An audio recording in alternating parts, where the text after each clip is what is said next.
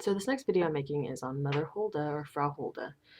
Um, there's a lot of different things with Frau Holda, and there's a lot of information missing, and then depending on where you go or where you're from, you might have some different myths or folk lore associated with her. She is a regional Germanic deity, and so all over Germany and like Germanic areas, and she goes by different names like Frau Holle. There's different spellings like Holle, Hulle, Holda, and tons of spellings. I'll list some of them on here. She's also known as Frau Berchta, Frau Bercht, Frau Percht, Frau Perctha, and then also, depending on where you're from or which mythologies you've read, she can be connected to Frigg. And I did a video on Frigg as the mother goddess aspect, so you can watch that video to learn about Frigg, and you can connect it to Holda. Also, I also did a video at the beginnings of the Well and Spindle, my Etsy shop, and there's a story about Frau Holda in there too.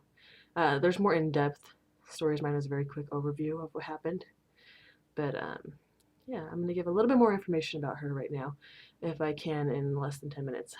Probably do more videos on her soon. Frau Holda is also connected to the giantess Hel, or she's a goddess, if, depending on how you view it. And she's also, because of her connection with hares or rabbits, she can also be connected to Ostara, just like Frigg is connected to Ostara. And Ostara is coming up soon, in a little while. Right now it's about to be Imbolc, but soon after that we get to celebrate. So, unlike Hola, or unlike Frigga or Frigg, the difference with Frau Holda is that she's seen in all three aspects of, so maiden, mother, and crone. Sometimes as a beautiful young woman with flowing golden hair, dressed in all white. Sometimes as like a motherly figure, and sometimes as an old crone. Yeah, sorry, I had to do that. But she's also, when they're describing her what she looks like, sometimes they'll mix her up with the Huldra, and I don't see them as the same thing. The Huldra are like these, from what I've read, are like these beautiful forest creatures. From the front they look totally normal. From the back they either have like a hollow space where their behind should be, or a cow's tail, and they supposedly seduce men or something of that nature. It depends on what you read, always. So, and the internet is always not a very reliable source. And other than that, um, she's a goddess of spinning and of domestic chores. She does not tolerate laziness. So when you're cleaning or doing anything, you're welcoming her in. Do you know what I'm saying? So, one woman I know on here who's follows Frau Holda, I always hear about the things, or read on her Facebook page about the things she does with her farm and her husband and her cleaning, how she dedicates to Frau Holda, and it's wonderful. It's perfect for a follower of Frau Holda. And I'm not exactly the most, what's it called? I'm a little lazy, not gonna lie. I'm 22, go to college and work, and I'm always on Facebook or making stuff, not constantly cleaning. But I am clean, don't get me wrong. I'm German. We're clean people. So if I decided to be a Frau or a Frau Holder, I'd have to step up my game. She might get angry, dip me in tar, throw tar on me, perhaps. I'm not that lazy, but she's also considered the female version of Odin. So they call her Frau Woda sometimes. I think I discussed this before. Just like Frigga is Odin's companion, so is Frau Holda can be seen as his companion. She also said to help him lead the wild hunt, but she also has her own sort of band of fairies that she leads called the Holden. And like Frigga, she supposedly is in charge of babies who've passed away, or young children. She's a protectress of children. So either children who have passed on, or children who are neglected or in need of aid. There's different stories concerning them. She takes them under her wing. And also, I read at one time that she releases children from the underworld, but that sounds like a terrible sort of story. But so she's also called Queen of the Witches, and she's also called the Elven Queen. But I think this was connected later on during Christian times, rather than something that's actually sort of true, I guess, in a way. Because her depiction of witches, what I've read from when it's connected to her, isn't always the greatest. You could connect her with healers and with people who practice sort of magical arts, but not the way that they describe witches and how why she's the queen of witches doesn't really fit what I connect with witches and whatnot now.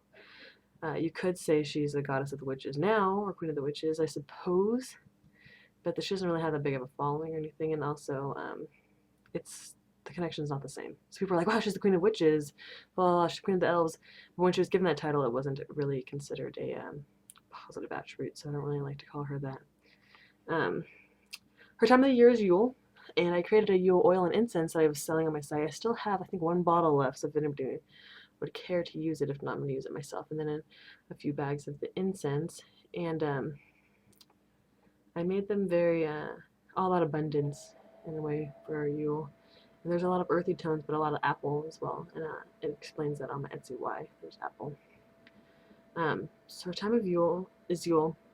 So she is a uh, goddess of the weather in a way. She brings on the snow and everything, and when it's snowing, you said that she's shaking out her feather beds, her feather mattress or whatever, and that she rides around her chariot bringing different weather as well. She's being a weather goddess, she's also considered to be a Germanic Sky goddess, so goddess of the air as well. And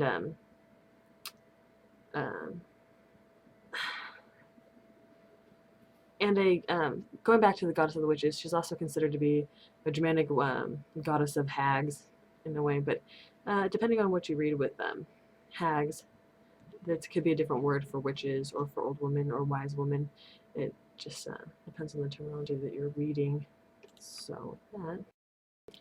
And one story I recently read, it was in The Goddess of the North. This was one of the last chapters. She was Linda Welsh was connecting different myths with different Germanic deities or Norse deities, and she talks about basically one woman. I'm not going to relate the whole story, but these three women come in, and they're really supposed to be the Norns.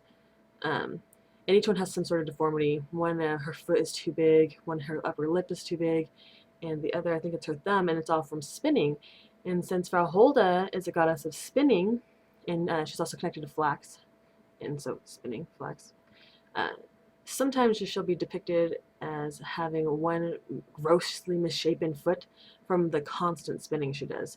So when you think about her form, when she's younger, or when she's in the maiden aspect, young, beautiful, white flowing hair, and when she is in the mother aspect, a lot of depictions show her in blue and white for whatever reasons. And then when she's older, I always viewed her as like just an old German, like a regular, like a stereotypical German Oma with her clogs and everything.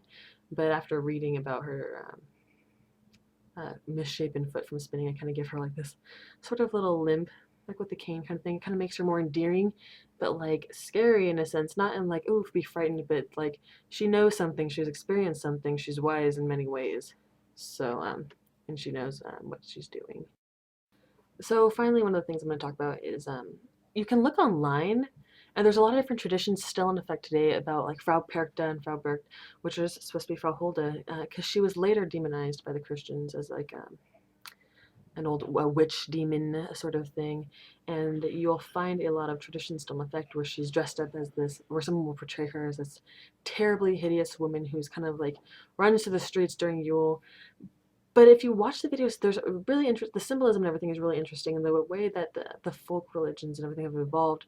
And I seriously doubt that the people, or the majority of the people, look at that and see anything religious associated with these practices. They've just evolved over time and are still practiced and lost their the point of them, which was like to demonize Holda, to demonize Frigga, sort of thing. But yeah, they're super. I should favorite someone here and see if that shows up. I'm not sure exactly how YouTube works still. It's just figuring it out. But they're really interesting, and I love how I'm watching things evolve. Just like I'm gonna love later coming back to this and seeing how my views and everything and the progression of this has evolved as well. So yeah, there's tons more about Frau Holda. And also when you read anything about Frigga or any of the other goddesses mentioned in my Frigga video, you can see the connections, and it's really cool. And yeah, that's pretty much it for now.